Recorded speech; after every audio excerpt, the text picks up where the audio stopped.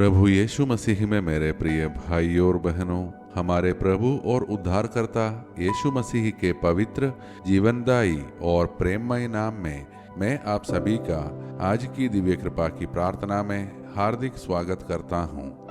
परमेश्वर ने हमें एक और नई सुबह उपहार के रूप में दी है।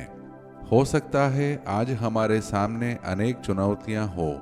कोई अपने परिवार को लेकर चिंतित है, कोई अपने बच्चों की पढ़ाई या नौकरी को लेकर परेशान है, कोई बीमारी के कारण निराश है, कोई आर्थिक संघर्ष से जूझ रहा है, तो कोई अपने टूटे हुए रिश्तों और अकेलेपन के कारण भीतर ही भीतर रो रहा है।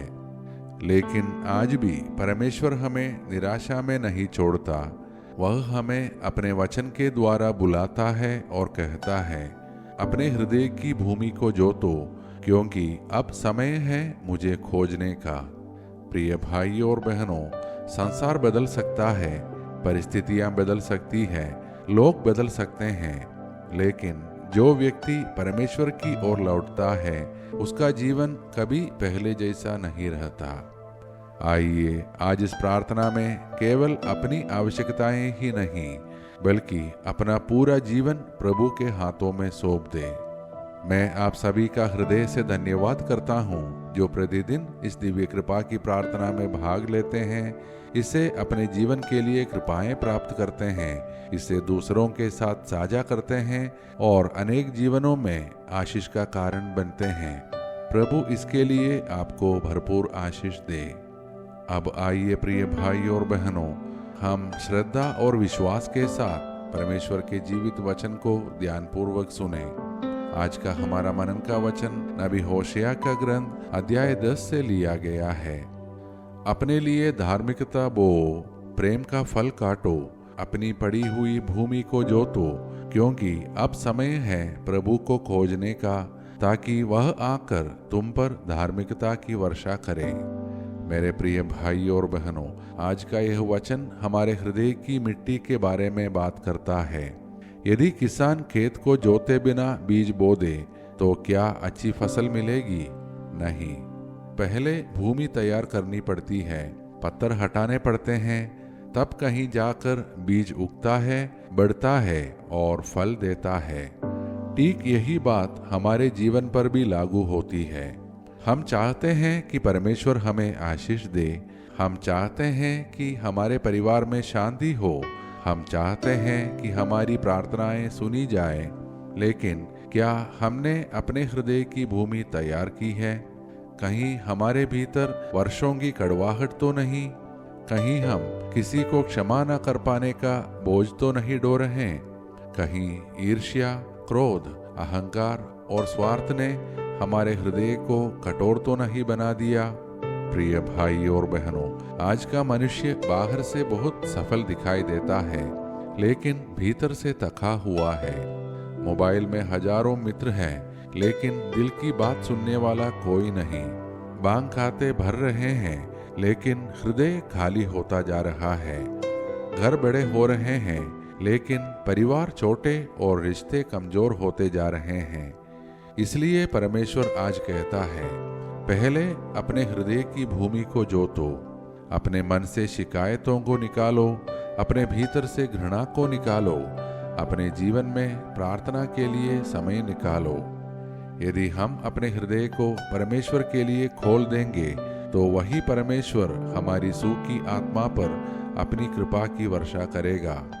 आज यह वचन विशेष रूप से उन लोगों के लिए है जो वर्षों से प्रार्थना कर रहे हैं लेकिन उत्तर नहीं मिला, उनके लिए जो टूटे हुए हैं, उनके लिए जो हार मानने वाले हैं। प्रभु कहता है, रुको मत, मुझे खोजते रहो, सही समय पर मैं तुम्हारे जीवन में अपनी धार्मिकता और अपनी आशीष की वर्षा करूंगा।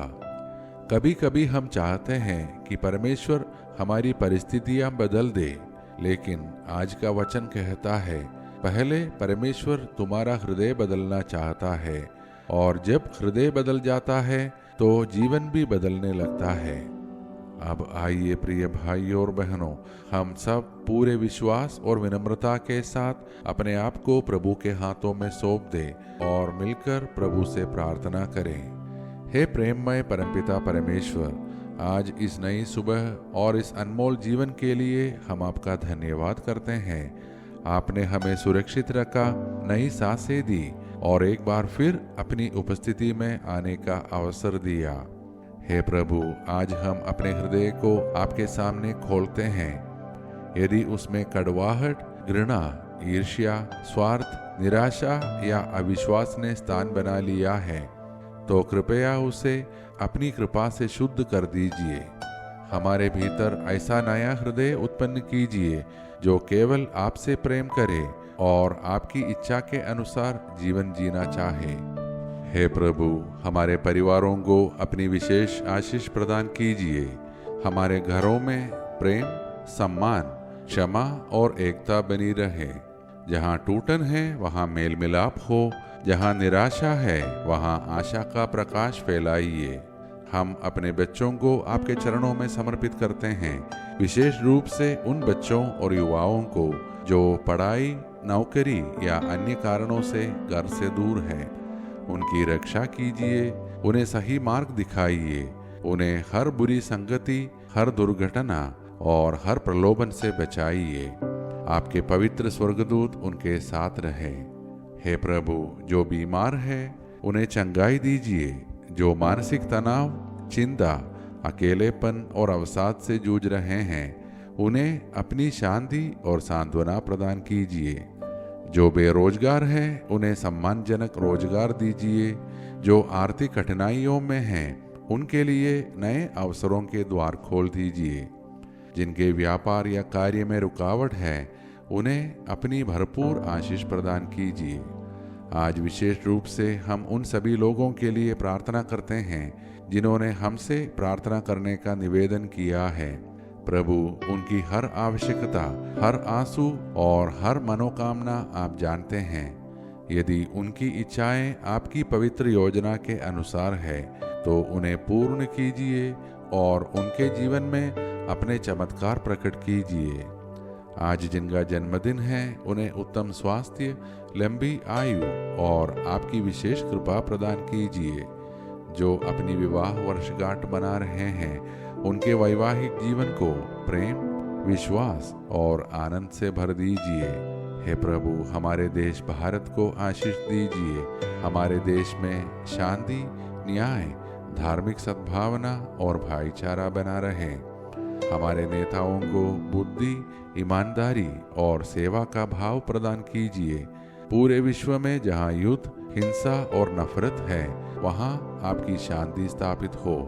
हे प्रभु, हमें हर प्रकार के पाप, बुराई, बीमारी, दुर्घटना और अनिष्ट से सुरक्षित रखिए।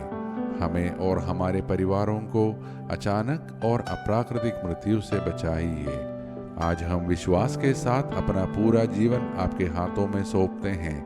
हमारे हृदय की भूमि को तैयार कीजिए ताकि उसमें आपका वचन फल लाए और हमारा जीवन आपकी महिमा का साक्षी बने। ये सारे प्रार्थनाएं और हमारे मन के अन्य प्रार्थनाएं हम समर्पित करते हैं हमारे उद्धारकर्ता प्रभु यीशु मसीह के सामर्थी नाम में, आमीन। प्रिय भाइयों और बहनों, हम आज का वचन अपने हृदय में संजो कर रखें। परमेश्वर पहले हमारे हृदय को बदलना चाहता है, फिर हमारी परिस्थितियों को। जहाँ विश्वास बोया जाता है वहाँ आशीष की फसल अवश्य उगती है। आज से प्रतिदिन अपने हृदय की भूमि को प्रार्थना, प्रेम और क्षमा से सींचते रहें। यदि आज की यह मनन और प्रार्थना आपके हृदय को छू गई हो तो कृपया इस प्रार्थना को अपने परिवार व मित्रों के साथ शेयर करें ताकि वे भी प्रभु के प्रेम और आशा का अनुभव अपने जीवन में कर सकें। हम सब कल की दिव्य कृपा की प्रार्थना में फिर एक साथ मिलेंगे। तब तक प्रभु हमको और हमारे परिवार को अपनी कृपा, सुरक्षा और शांति में सुरक्षित रखे। धन्यवाद के साथ स्तुति गाऊंगा, हे